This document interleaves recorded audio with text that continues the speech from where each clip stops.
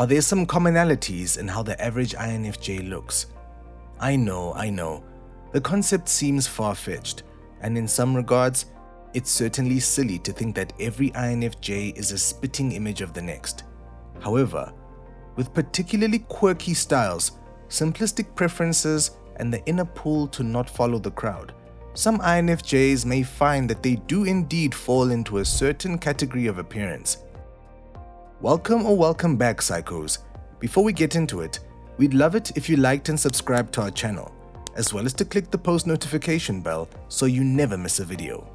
Alright, let's get right into it. Starting with number 1. They all carry a similar outward demeanor. Introverted and reserved, the average INFJ may not look the same when it comes to physical features, but when it comes to body language and facial expressions, there could be more similarities than expected. From resting B-face to the INFJ stare, INFJs present themselves as rather intimidating, mysterious, and even cold before you get to know them. They usually carry themselves with a certain closed-off demeanor that screams, "I hate humans," when in reality, there's nothing more rewarding to this type than a deep conversation and genuine connection. With a haunting stare and a habit of overanalyzing everyone they meet, most INFJs look as if they're annoyed or even disappointed with those they're mentally examining.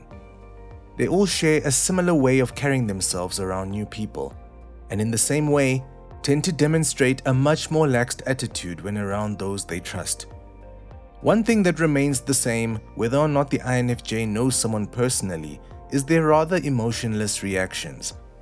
Despite being extremely attentive listeners, the INFJ often forgets to show their inner feelings on the matter outwardly, giving this contradicting personality type a similar outward appearance.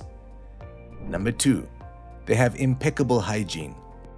Perfectionistic and hooked on continuous self-development, the INFJ personality type tends to carry themselves with an essence of poise and reliability. While they may be considered one of the more low-maintenance personality types in most aspects, the INFJ holds their hygiene and self-care in high regard. In one aspect, their inner hippie-like persona is far from how they prefer to present themselves to the world due to their need to be viewed as capable and well-rounded. Yet, their need for self-care goes far beyond how they prefer to be perceived by others. For the self-critical INFJ, lacking in any form of physical hygiene makes them automatically feel less than, and may even be an indication that their mental health is taking the effects of their overbearing responsibilities. The thought of being judged for seeming sloppy, not put together, or neglecting themselves in any way is an unbearable thought to the INFJ. Besides hygiene, this personality type usually takes pride in body care in terms of having a regular exercise regime, making better food choices, and researching the latest and greatest self-care steps to add to their weekly routines. From dry brushing to cold plunging, the INFJ has probably given it a go. Number 3. They don't dress to draw attraction. Despite the INFJ's preferences for not following the current style trends, it's fair to say that when choosing outfits, hairstyles, and accessories, standing out is not exactly on their list of requirements. In fact, despite their quirky nature, the INFJ style may come off as rather boring, lacking that certain head-turning je ne sais quoi. Ironically, most INFJs remain quite picky despite their style seeming considerably underwhelming.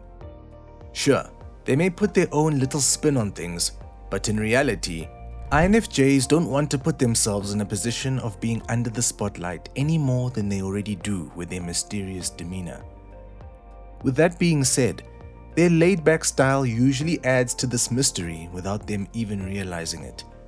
From unique thrifted pieces to hand-me-down accessories passed down from older generations, their at times dull style usually holds a certain flair that is only noticed by those who analyze the INFJ as much as they do other people. Number 4. They try to stay away from option overload. Neutrals, and more neutrals. The INFJ's inner colorful spirit and vast imagination remains in the confinement of their own minds when it comes to outward appearance. The thing with the overthinking INFJ is that they often suffer from option overload, where too many options become more of an inconvenience than anything. From menu items, travel destinations, life paths, and romantic connections. When INFJs have options, their overanalyzing mind can send them into a never-ending loop of confusion and indecision. Well, it's the same when it comes to clothing options, accessories, makeup looks, and hairstyles. In fact, there's nothing worse for the INFJ than getting ready for an already anxiety-inducing event, like sorting through their closet for an outfit.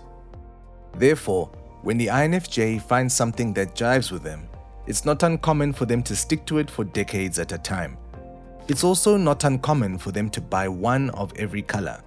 This means that they rarely experiment with their look, and when they do, it must be through a gradual process or they're often met with serious regret. Number 5. Comfort and convenience over style and sophistication. Speaking of fashion and style, what goes on in the mind of an INFJ choosing an outfit or new piece to add to their wardrobe?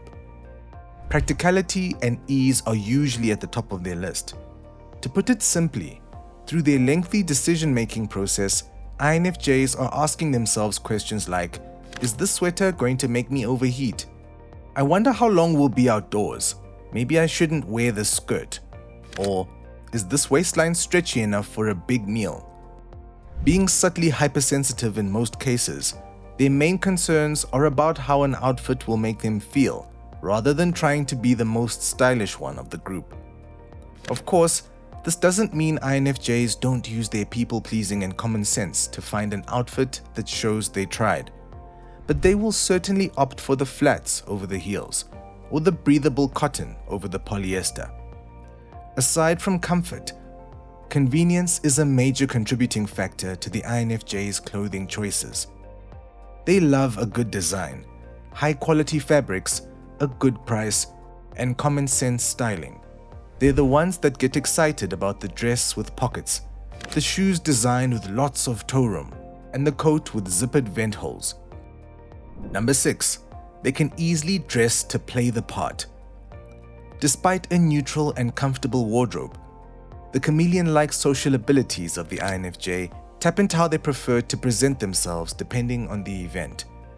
Deep down inside, INFJs love to dress up, quote-unquote, play the part of certain events. Whether it's a corporate event, a birthday celebration, a wedding, or even a funeral, INFJs can rely on their style to do the talking for them. These are the times they don't mind sprucing it up a bit because they'll be surrounded by people who are essentially doing the same, allowing them to easily blend in. Depending on the INFJ, this may be the one time they get to dig that special outfit from their closets to try on weeks in advance, or practice that hairstyle every day leading up to their special event. Regardless of the self-made pressure and anxiety that dressing up comes with, INFJs can't help but to love the idea of being someone else for a night, and maybe snapping a few pictures as proof that they're not as antisocial as they seem. And lastly, number 7, they have an intimidating essence that's hard to miss.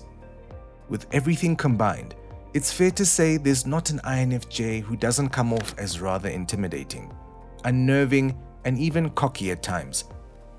Ironically, with the INFJ's simplistic style, calculated posture, self-critical self-care, and piercing gaze, they can seem egotistical and uninterested from the outside. Despite who they are once you actually talk to them, the quiet INFJ who prefers to go unnoticed ends up attracting attention to themselves due to their unique and mysterious demeanor. They have a silent aura that gives the impression that the INFJ may consider themselves better than everyone else when ironically, they're constantly thinking of what they can do to seem more confident to hide their inner shyness. With underlying trust issues and pillared walls built around their kindness, INFJs don't want to seem as timid and empathetic as they are deep down inside. Therefore, their confident character is used to avoid wearing their heart on their sleeve, reserving their tenderness only for those who they deem worthy. Well, psychos, That's it for today. So, let us know in the comments below if you think INFJs may in fact look similar to one another in these 7 ways. Also, make sure to leave us a like, share with your friends, and subscribe to our channel so that you never miss a video.